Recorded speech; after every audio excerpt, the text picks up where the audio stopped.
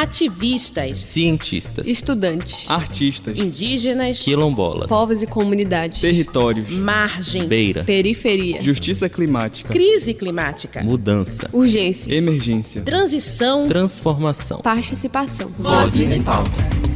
Vozes em Pauta Especial, Cúpula dos Povos, os grandes debates e a pressão popular na agenda do clima. Olá, ouvintes da Rádio Web UFPA. Eu sou Breno Reis e você está começando agora a ouvir o Vozes em Pauta Especial, uma série de programas que apresenta e discute cada um dos 6 eixos temáticos da Cúpula dos Povos, programação paralela, autônoma e articulada como forma de pressão à COP30. Unindo diversas vozes e perspectivas populares, rurais e urbanas de várias partes do mundo, esse conjunto de temas está sendo construído desde 2023. Eles representam as principais bandeiras de lutas que buscam transformar a realidade e construir um futuro com justiça climática e social a partir da perspectiva popular. O painel do Vozes em Pauta Especial é justamente sobre o terceiro eixo da Cúpula dos Povos, que são transição justa e popular e inclusiva. Este eixo tem como foco a valorização dos saberes dos povos, democratização da energia e agroecologia, fim dos combustíveis fósseis, garantia de trabalho digno e serviços públicos. Esses eixos também afirmam que os povos das florestas, das águas, das cidades e dos campos têm o conhecimento e a prática para reconstruir um mundo com justiça digna e democracia energética. E bom, para nos ajudar a compor esse painel aqui incrível, tem essas duas vozes brilhantes que tivemos o prazer de trazer aqui para a Rádio Web UFPA. A começar, nós convidamos Rosalina Morim, que é secretária nacional do Meio Ambiente da CUT Brasil e diretora do Sindicato dos Bancários do Pará. Rosalina, seja muito bem-vinda à Rádio Web UFPA. Muito obrigada, sou muito grata por ter sido convidada e estar aqui com vocês para poder dialogar sobre esse painel de transição justa e também a construção que a gente está fazendo pela Cúpula dos Povos. E também, não menos importante, não menos importante como a nossa primeira convidada, também faz parte a coordenadora do Núcleo de Políticas e Alternativas, Maureen Santos, da FASE, a Federação de Órgãos para Assistência Social e Educacional. Muito obrigado, Maureen, que está aqui muito bem vestida com uma paleta de cores bem combinando, eu diria, com temas terrosos, que faz total sentido para esse debate que está sendo proposto para compor o nosso painel. Muito obrigado. Obrigada pelo convite, o Vozes em Pauta, a Rádio Web, o UFPA, estou muito feliz de estar aqui. É um tema que é bastante, para as organizações sociais ainda tem sido uma temática nova, né? A gente falar de transição justa, popular e inclusiva, e está sendo um desafio muito grande, né? A gente pensar como conectar essas, né, as grandes lutas a partir desse debate também da transição e da transformação. Estou muito feliz de estar aqui. Bom, e agora só um aviso antes de começar o nosso painel. Você está vendo aqui pelo YouTube, mas também está podendo acompanhar esse painel e não só esse, mas também todos os 6 painéis produzidos. Você pode acompanhar pelo YouTube, Spotify e também no site da Rádio Web UFPA. Fique por dentro porque iremos divulgar em todas as plataformas para ter o maior alcance possível. Uma cobertura inédita da Rádio Web UFPA. Agora, antes de tudo, talvez seja importante a gente esclarecer o significado de transição justa, popular e inclusiva, que não é um tema tão debatido ou discutido assim, não vem uma tona. As pessoas geralmente trazem um tema de transição energética, mas não colocam os povos em pauta. É justamente o que esse eixo busca colocar. Então, começando pela Maureen. A expansão da geração energética, como, por exemplo, a eólica no Nordeste ou a mineração de lítio para baterias, tem gerado novos conflitos territoriais. Você poderia me explicar, ou melhor, me dizer como conciliar a urgência climática global com o respeito inegociável aos direitos humanos e territoriais dessas comunidades? Já começa com uma pergunta fácil, né? Esse debate, aí eu vou trazer já a discussão da transição justa, né, que a gente vem fazendo, uma das dimensões é a questão energética, porque para você transitar de um mundo no qual você tem a energia fóssil como a base, né, energética de manutenção da industrialização, das domicílios, das empresas, enfim, de todos os processos agrícolas, etc., você precisa de pensar um meio do caminho, né? Então, para você pensar essa mudança desse sistema, você tem que pensar esse meio do caminho. E nesse meio do caminho, a questão da energia ela é muito importante. Só que o problema é que todas as soluções que estão sendo criadas em matéria, não só de energia renovável, mas também em relação a formas de como a vida nas cidades, que é principal, né, onde tem a aglomeração das pessoas, elas vão mudar para esse outro sistema, isso acaba trazendo esses desafios que são um deles, vamos pensar em mobilidade urbana que seja compatível com a questão climática. O que eles fazem? Ônibus elétrico, carro elétrico. Só que o problema da mobilidade não se resolve nem com ônibus e nem com carro elétrico, que é transporte individual, e o ônibus é um transporte coletivo, mas é muito pequeno. Então, em vez de você pensar uma estrutura de mobilidade urbana, que você vai combinar modais, que você vai combinar a necessidade daquelas populações que não têm acesso, ou têm um acesso muito pior, ou demoram X horas para você ter o deslocamento da sua casa até o trabalho e voltar. Não, você pensa em buscar em soluções que vão estar levantando o que mais? Somente fortalecendo o capital, a compra e venda, né, desses recursos.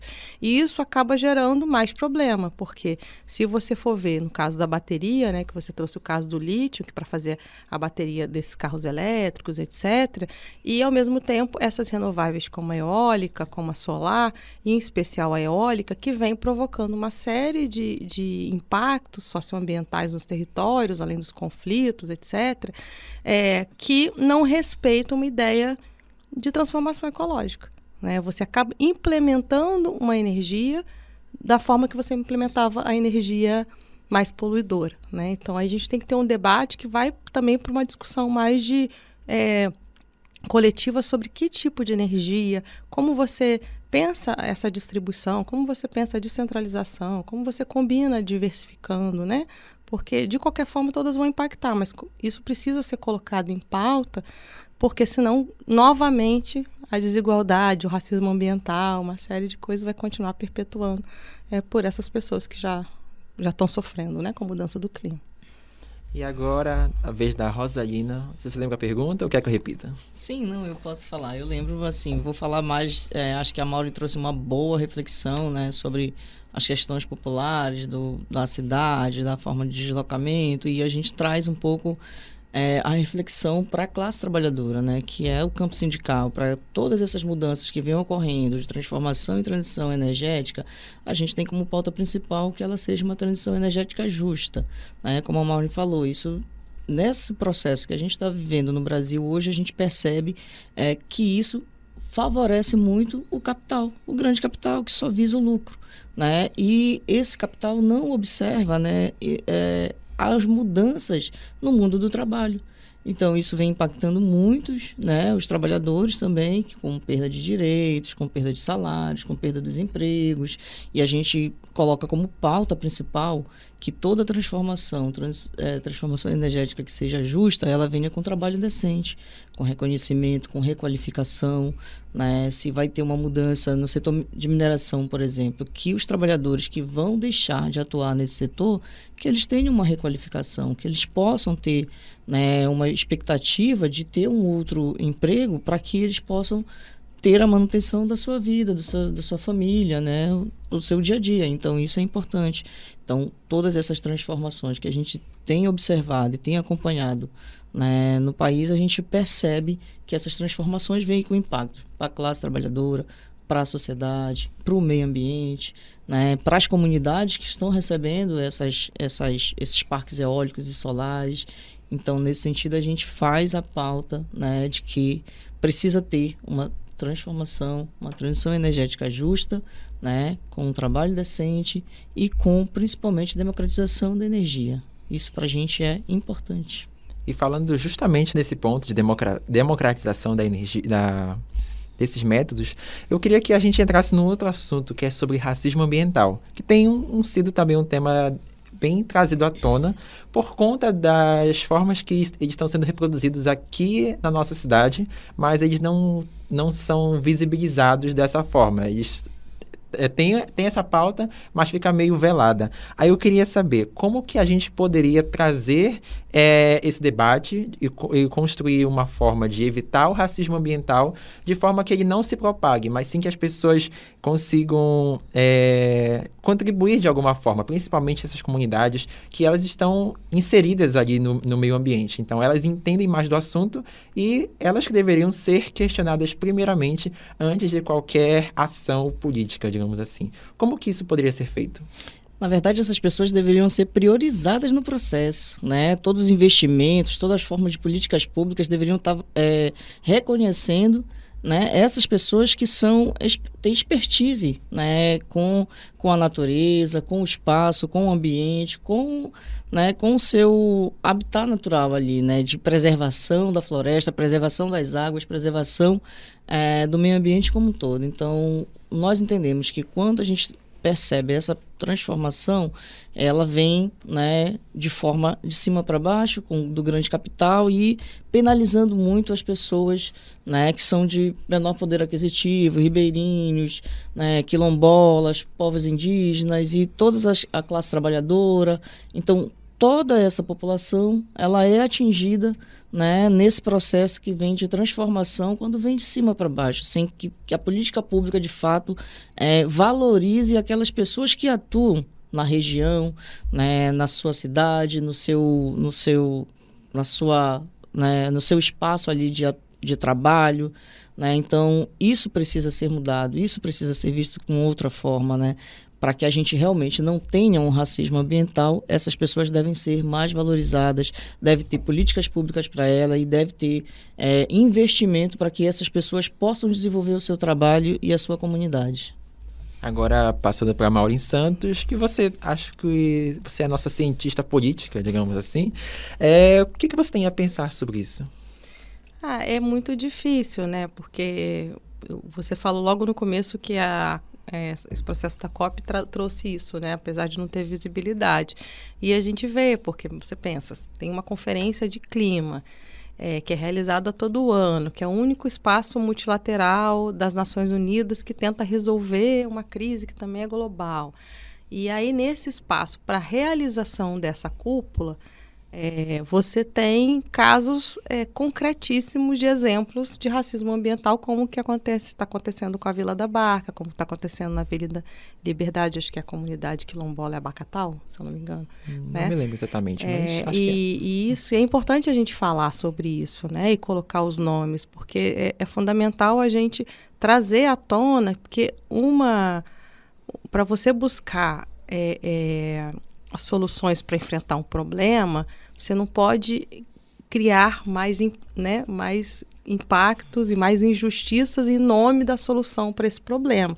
Exatamente em quem já está sofrendo as principais questões de desigualdade, de injustiças ambientais e climáticas, por conta da própria forma de urbanização, por conta do aumento da pobreza, né, por conta das diferentes condições de vida, da ausência de política pública ou políticas públicas que são colocadas, igual nesse caso, né, você tem um favorecimento de algumas áreas da cidade, beneficiam essas áreas em detrimento de outras, né? Então a gente fala, não pode ter ilhas de sucesso em detrimento, né, de outras ilhas que vão estar ficando todos esses impactos e essas opressões. Então, esses dois exemplos, imagino que devam ter outros, trazem para a gente muito esse desafio, que tem a ver, inclusive, com um debate mais de fundo sobre esses grandes eventos. Se, por um lado, esses grandes eventos para as cidades onde eles recebem, isso não só se reduz, né? Um evento grande das Nações Unidas, a gente teve muito isso na Copa e Olimpíada, né? Esses grandes eventos, eles trazem ou deveriam trazer uma melhoria de qualidade de vida, uma melhoria de infraestrutura da cidade, mas eles precisam ser também democráticos, né? Eles precisam ser democráticos para que essas melhorias, essas oportunidades, elas possam também ser compartilhadas e não eles são para uns e em detrimento de quem já está, de alguma forma, se lascando com esse modelo, né, de desenvolvimento. Então, é muito ruim assim, uma conferência logo de uma agenda, que é uma agenda positiva, né, que você consegue criar mais organizações, né, a própria sociedade, deveria ser, pelo menos, a sociedade entender isso como uma urgência, que precisa estar na política pública, que precisa estar no debate eleitoral, né, a gente tem eleições no ano que vem, mas que, infelizmente, ela acaba também trazendo esse outro lado, né, em vez de buscar a solução para esse outro lado, né? Então acaba sendo uma grande contradição. Isso eu acho que é um desafio e tanto, assim, tanto para os próprios países que vão receber, mas especialmente para o próprio sistema, né? Como que esse sistema dessa convenção, ele precisa, de alguma forma, ser reformado, né? Para trazer e ter esse olhar muito mais ligado a essas questões, a essa dimensão da justiça. Só uma pequena curiosidade. Você tinha mencionado um evento agora há pouco, a COP Olimpíadas, alguma coisa assim? A Copa do Mundo e das Olimpíadas, né? Porque tá. foi quando ficou muito forte um movimento, inclusive não vai ter Copa, né? Em várias cidades, em várias capitais que tiveram as obras da Copa, porque aqui eu acho que teve até pouco isso, mas no Rio de Janeiro, que eu sou do Rio de Janeiro, a questão das remoções, elas foram muito graves, né? Comunidades históricas, né, que estavam lá no Rio de Janeiro, desde aí uma construção, exatamente porque você tinha uma população que saiu mesmo, foi expulsa, né? Seja desde aí a assinatura da Lei Áurea, a criação dos cortiços, né, e depois das favelas, seja em relação até aos povos indígenas. Um dos poucos lugares que ficaram depois da luta popular foi até a aldeia Maracanã, que não foi derrubada, né, o espaço onde os indígenas ocupavam ali, mas você teve áreas muito impactadas de remoção mesmo de parte da população, ou isso, né, ou obras que beneficiaram alguns grupos, gentrificaram várias áreas, né, também, isso é uma coisa que a gente percebe aqui em Belém, você vindo aqui de ano em ano, você percebe, né, as casinhas que estão sendo substituídas pelos grandes prédios, e aí é isso também, né, então eu acho que é um debate de fundo que a gente precisa olhar. Como se fosse uma expulsão gentil das pessoas que moram, ou melhor, que moravam naquele ambiente, simplesmente são jogadas de lado e às vezes não tem algum recurso digno, porque já teve casos de pessoas que recebiam uma indenização, mas não chegava a ser nem metade do valor da casa da pessoa, então ela não... E aí vai para muito mais longe também, né? Longe do seu trabalho, né? Longe da sua família, porque às vezes tem famílias que moram meio que nas proximidades, daí você muda completamente o modo de vida, né? É fogo. Bom, a gente está chegando ao final do nosso primeiro bloco, que são 3 ao todo. Então, vamos só passar alguns recadinhos aqui para quem está nos ouvindo. Antes da gente seguir para o nosso segundo bloco, anote aí. Este e todos os programas da série Vozes em Pauta Especial Cúpula dos Povos, sobre os principais temas e lutas populares do debate global do clima, estão disponíveis como podcast no site da Rádio Web UFPA e também no Spotify. Você está ouvindo Vozes em Pauta. Vozes em Pauta Especial. Cúpula dos Povos. Os grandes debates e a pressão popular na agenda do clima. Nesta segunda rodada, vamos para uma pergunta mais específica. E vou começar com a Rosalina Amorim. Quais movimentos já ocorreram ou estão acontecendo para que visem a participação popular no debate da transição justa e inclusiva? Então, acho que essa pergunta a gente pode dividir. A Mauri tem controle de uma parte, eu tenho controle de outra. Da minha parte, né, com relação às atividades que a gente vem participando da Cúpula dos Povos, a gente tem várias participações das centrais sindicais, do mundo do trabalho, vários sindicatos, ramos de atuação, né, que tem muito interesse em estar aqui e assim. Quando teve a possibilidade da COP vir acontecer no Brasil, em Belém do Pará, teve uma movimentação muito grande, né, a nível de Brasil e a nível internacional, que várias entidades, várias centrais nos procuraram a Cúpula dos Povos para poder participar, porque esse é o momento, entendendo que esse é o momento, né, essencial para debater, para discutir as pautas que estão colocadas sobre o clima, e era o momento que a população poderia participar, considerando que a COP ela é fechada, ela tem um número, né,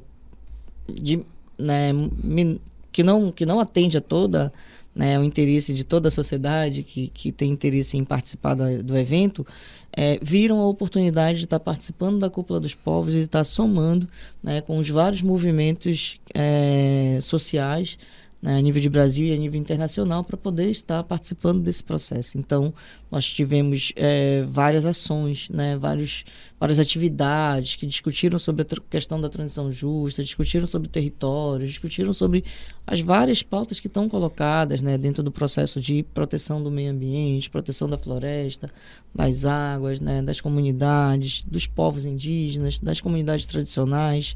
Então, nós tivemos várias pautas ao longo desse ano todo, em todo o Brasil e em algumas partes da América Latina, né? A gente teve ações também que ocorreram em outras localidades do mundo, que companheiros nossos foram convidados e participaram e apresentaram a COP, apresentaram a cúpula, né? E estão muito mobilizados para estarem aqui no período aí de 12 a 16 em Belém do Pará, né, na Cúpula dos Povos, para construir e fortalecer cada vez mais essa luta da defesa do meio ambiente.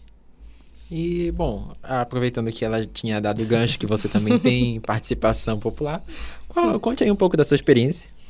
Então, a gente tem feito, do ponto de vista da cúpula, né, a gente tem construído esse eixo 3, que é sobre transição justa, popular e inclusiva, e o grupo ele fez algumas atividades agora mais recente, quando, né, a metodologia da cúpula tem sido uma metodologia de convergência, porque a gente quis fugir um pouco dessa coisa, né, de cada um no seu quadrado, então como é que você cria uma convergência entre as lutas sociais, e aí esse eixo tem sido muito importante para isso, e eu acho que também é interessante porque ele tem provocado um pouco da discussão, e aí eu espero que isso seja até mais durante a cúpula, entre grupos que trazem a perspectiva da transição, né? Ela tinha comentado que o mundo do trabalho ele tem sido pioneiro, né, nesse debate da transição justa. Mas, ao mesmo tempo, você tem o debate da transição agroecológica. Então, você tem grupos também, historicamente, no Brasil, que vêm pensando a transição agroecológica do ponto de vista da cadeia agroindustrial, da questão do alimento saudável, do movimento, etc. Você tem toda essa discussão da energia, que também os sindicatos vêm trazendo, né, que é um debate fundamental, e tem outros grupos que também vêm pensando, né, como é que essa energia ela precisa de ter uma outra formulação, né, que a gente sempre lá na fase a gente fala, energia para quê, para quem, como é que você traz essas perspectivas. E tem vários outros segmentos também que estão trazendo. Tem a abordagem da economia feminista, né? Tem a galera da economia solidária. Enfim, você vai juntando aí vários desses grupos para dialogar no processo de transformação. Porque a transição, ela é importante, mas mais do que isso, a gente está querendo mudar o mundo, né? A gente quer mudar o sistema. Então, ela é um período, ela tem que ter um limite, né? Até quando a gente transita para isso, né? E essa é uma pergunta que eu acho que é um grande desafio, né? Da gente aprofundar aí qual que é esse limite que tem essa discussão da transição. E lá na fase, a CUT, né? E uma organização parceira que a gente teve, a War on Want, a gente organizou uma oficina aqui em Belém, que foi bem bacana também, né? Para começar um pouquinho fortalecendo aí esses ganchos com esses outros grupos, com os grupos ambientalistas, né? Com a turma da agroecologia, com a turma das cidades, porque a discussão urbana de transição também é muito importante, enfim. E tem sido esse desafio mesmo de uma potencialidade grande, né? De pensar a transição como algo que está passando por todo mundo aí dentro desse debate da mudança climática. Então, só me ajude a entender. Essa possibilidade na Amazônia, com novos povos tendo mais vozes, ou melhor, com vozes sendo ecoadas, digamos assim, o que isso pode trazer para a visibilidade que a Amazônia pode ter nesse grande evento? Tá. Isso. Ela começou a primeira pergunta, então eu vou começar com você. Eu acho que tem um aprendizado muito grande, que não é só um aprendizado para os brasileiros que não conhecem a Amazônia, mas especialmente para os internacionais e para as próprias Nações Unidas, enfim, para o próprio governo brasileiro, que também não conhece, né, a Amazônia. Enfim, no sentido de que a Amazônia ela é muito urbana. né? Ela não é floresta só, porque todo mundo acha que a floresta vai chegar aqui e só tem floresta, né? Só que a grande população da Amazônia, ela está na cidade, ela não está nas florestas. Então, ainda que você, obviamente, tenha toda a questão da floresta, da biodiversidade, né? Da proteção climática, dos guardiões, né? Dos povos indígenas, das comunidades tradicionais, que todo mundo geralmente vê, essa outra Amazônia as pessoas não conheciam. E quando elas conheceram, elas acharam muito feia, elas acharam sem estrutura, elas acharam que não era uma Amazônia que ia dar certo. Enfim, então essa COP, ela tem sido uma oportunidade de se entender o que é uma capital no sul global. Sabe? Que uma capital num país do sul global, ela tem uma série de deficiências, ela tem uma série de ausências mesmo de políticas públicas fundamentais para aquela população ter uma vida digna, né? A ausência da questão do saneamento, várias questões de infraestrutura que não chegam. E aí a gente tem questões sérias, tanto no norte do Brasil quanto no nordeste brasileiro. Então, isso tudo, eu acho que foi um aprendizado riquíssimo para as pessoas entenderem o que é uma capital do sul global, que nem todas, e obviamente a minoria está preparada para receber a exigência que é essas grandes conferências.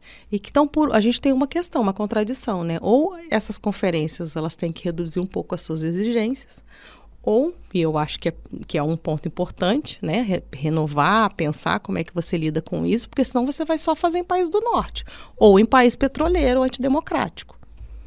Né? Porque pode ter uma infraestrutura maravilhosa, mas à base de quê?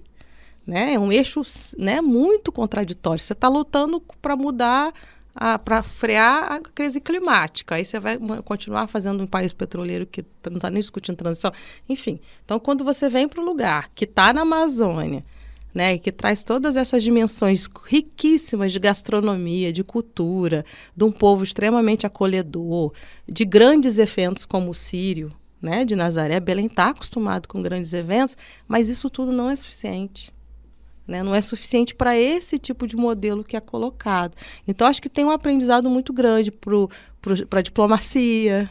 Né? Eu vejo assim, acho que agora o pessoal está mais sossegado, mas a gente teve meses, né? A gente nos espaços, meio que falando, galera, pera lá, isso é xenofobia. Isso é um absurdo. Vocês querem conhecer a Amazônia, mas vocês não querem conhecer a realidade da Amazônia. Então, eu acho que foi uma escolha muito importante fazer aqui. Foi uma escolha muito importante, primeiro, para trazer uma visibilidade para uma questão tão importante, né, que é essa das cidades. Foi importante porque a ONU ela tem que pensar no que ela exige, né, para poder fazer um grande evento. E os estados eles precisam também ter uma capacidade melhor de manejar recursos públicos, né? Que a gente vê que também tem sido um gargalo. Isso não é só aqui, isso a gente viu em outros grandes eventos no Brasil.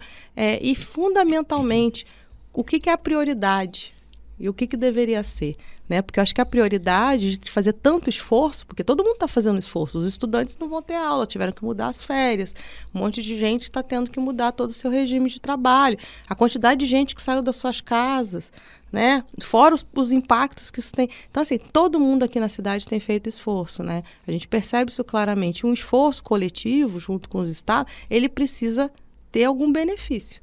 Então, a gente realmente espera que tenha um legado, né? Que essa COP ela traga um legado para a população que não seja só o racismo ambiental. Seja um legado que seja positivo para a continuidade. E que Belém possa atrair outros eventos, já que ela construiu uma estrutura para tal. Né, para o seu povo continuar sendo tão orgulhoso, né?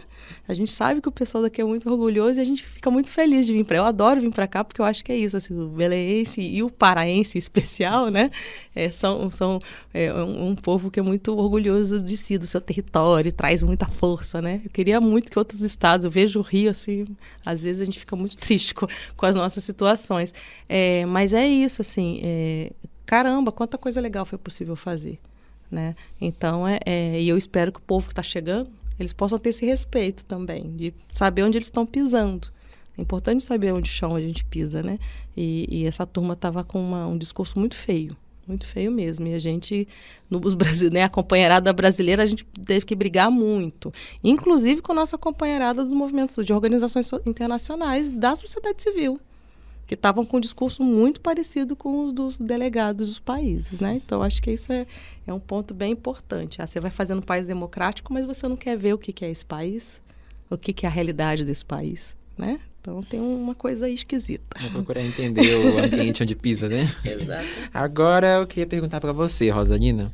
Como você, já que ela tinha mencionado de metas e objetivos e principalmente de legado da COP, como você acha que a gente poderia, não, a gente não, as pessoas que estão no poder, que elas sim que têm essa capacidade de fazer grandes ações, como que poderiam permitir que a gente abandonasse progressivamente a exploração de petróleo para que a gente de fato tenha uma transição justa e inclusiva? Na verdade, isso daí é um debate que, que é muito forte hoje dentro da questão ambiental, né? A redução dos combustíveis fósseis, né? Mas o que a gente trabalha? Eu acho que assim, hoje a gente tem um debate que quando trouxe a discussão da COP30 para o Pará, para Belém, né, veio logo a proposta de discussão e a margem equatorial. Isso eu não posso deixar de falar. Né? Porque essa era a primeira pergunta que nós que estávamos nos eventos ouvíamos, né? Mas e a margem equatorial? A exploração do petróleo na margem equatorial traz, né, um debate muito forte, principalmente do ponto de vista ambientalista, né, que são radicalmente contra a exploração da margem equatorial, mas, por exemplo, na tua pergunta, né, enfatiza muito a questão como é que a gente deixa, né, de explorar o petróleo. Nós entendemos que o processo, ele deve ser um processo, né? A gente não pode chegar hoje e dizer, olha, vamos deixar de explorar o petróleo. Não, porque foi um pouco o que, né, a gente tem falado. Quando a gente traz uma discussão de transformação, por exemplo, das cidades, de mobilidade, né? Como é que, de repente, você deixa de explorar o petróleo em Belém, que tem uma necessidade muito grande de transporte, né? E um Brasil rodoviário, né?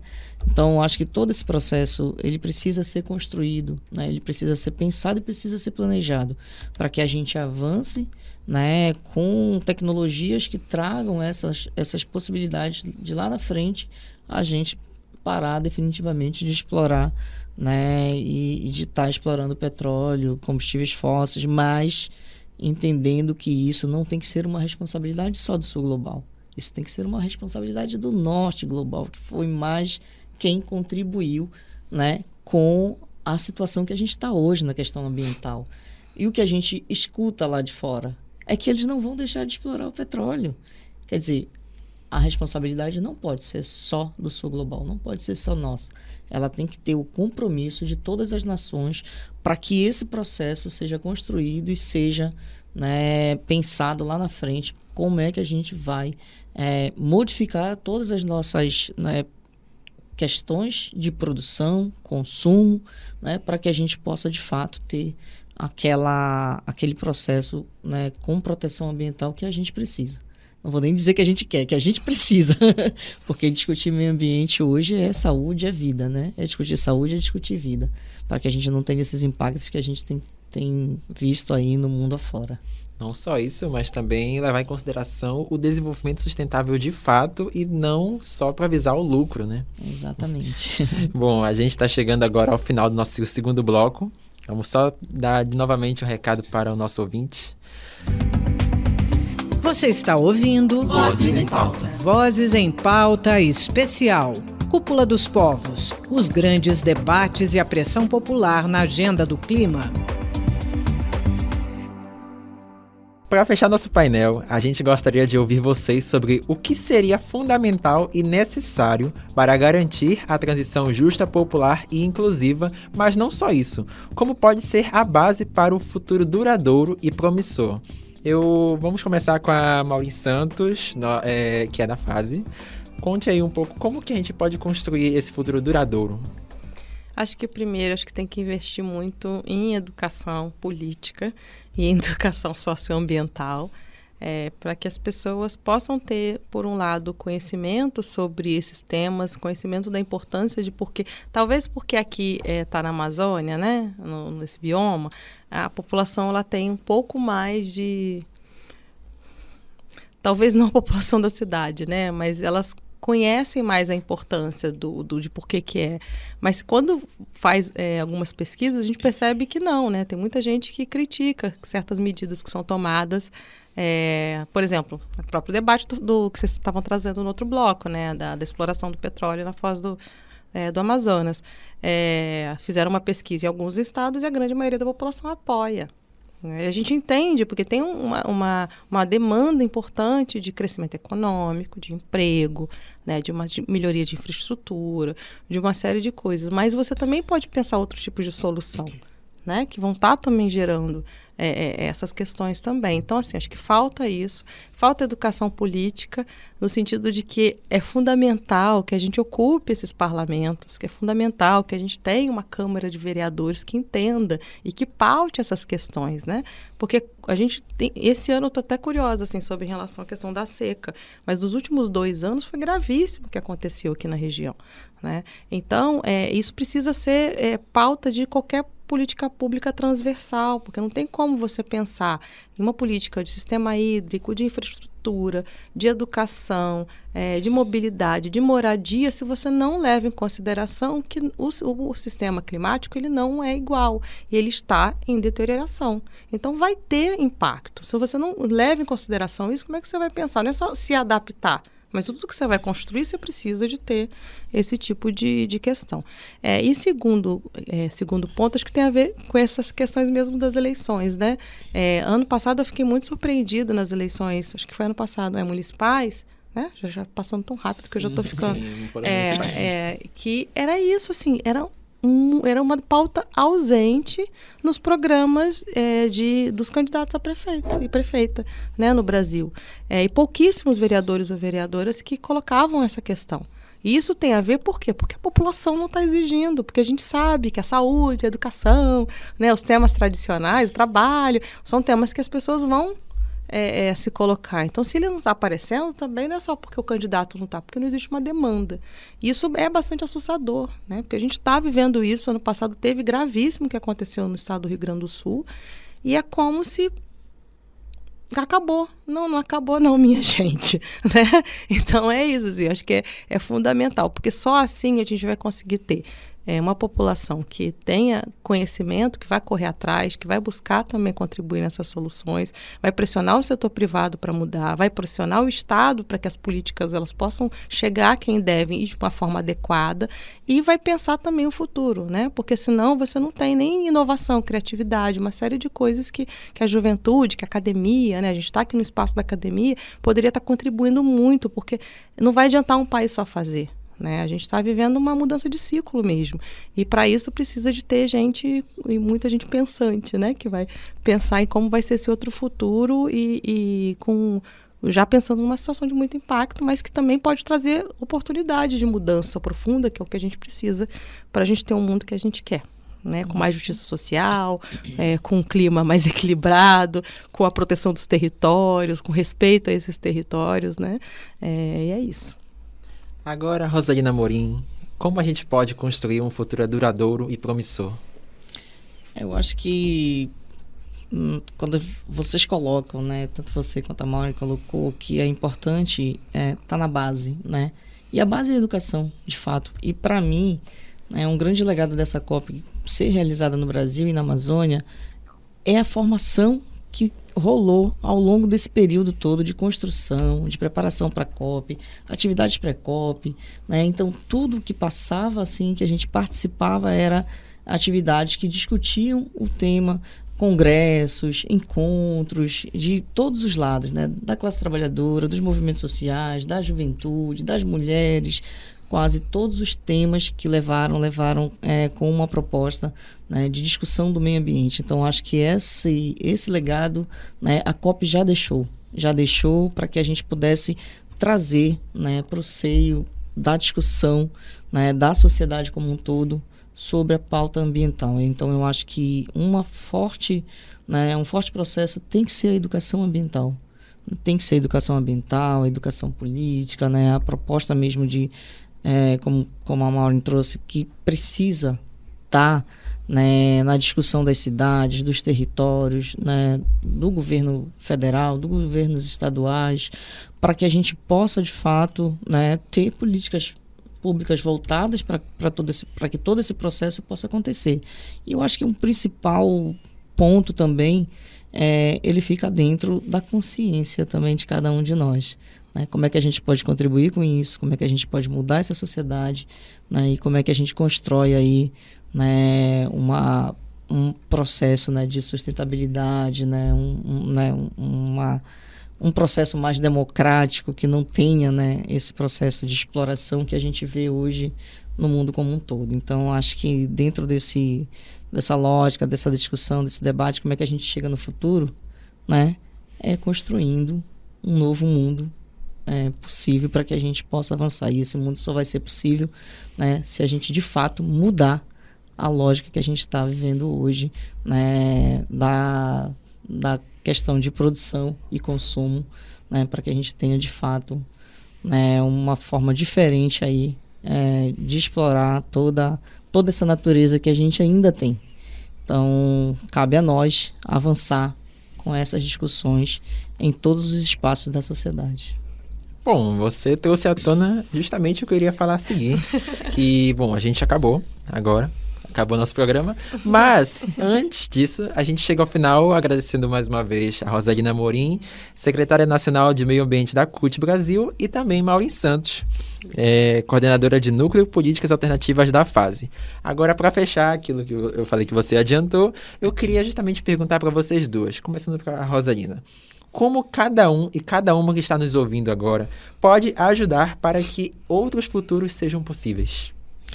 Eu acho que o essencial é que a gente venha buscar todas essas informações que a gente está absorvendo agora nesse momento para a gente pensar um futuro coletivo. Né? Como é que a gente pensa um futuro coletivo? Eu acho que a gente tem que entender que todo esse processo de construção, ele parte da cobrança de cada um de nós, às políticas públicas mesmo. Como é que eu posso cobrar enquanto cidadã, né, se a minha cidade não tem saneamento básico? São essas questões que se a gente não pode fazer o todo, a gente pode cobrar enquanto parte. Né? Enquanto parte, a gente cobra daqueles representantes que a gente elegeu. Então, isso é essencial, é cada um de nós cobrar que as políticas públicas elas sejam efetivadas nos territórios. Acho que é isso. Maureen Santos. Vou aproveitar essa pergunta para fazer um jabá e convidar todo mundo para a Cúpula dos Povos, né? Os credenciamentos estão abertos no site da Cúpula dos Povos, Cúpula dos Povos, cop30.org.br, e todo mundo ir para a rua, né? Que eu acho que o brasileiro, e aqui contando aqui com a presença internacional, que vai ter uma companheirada de fora do Brasil, vai estar aqui em Belém, e a gente vai ocupar as ruas de Belém no dia 15, né, de manhã. Vai ser o dia de mobilização global por justiça climática, e a gente espera que seguir ocupando as ruas é um espaço, né, isso não é só para denúncia, é para os anúncios também, né, que a gente possa trazer as alternativas, as experiências, as iniciativas, muita música, muita cultura, né, que a gente possa construir um processo de unidade nessa diversidade que esse processo tem construído, porque é isso, é só coletivamente que a gente consegue mudar. Né? Então, é isso que a Rosalina falou. Então, a gente espera que vocês possam se juntar aí, né, toda essa juventude da UFPA e dos outros, né, das outras universidades aqui, possam se juntar para ter um momento muito bonito no dia 15 e durante a cúpula para a gente aprofundar esses debates. Bom, mais uma vez, obrigado, Maureen Santos. Obrigada pelo convite. Obrigado, Muito Rosalina. obrigada. E obrigado principalmente a você que acompanhou o programa, está ouvindo e assistindo pelo YouTube também, pelo site, pelo Spotify. Pela série Vozes em Pauta Especial Cúpula dos Povos, os grandes temas e bandeiras de luta por justiça social e climática, pelas vozes populares do Sul Global.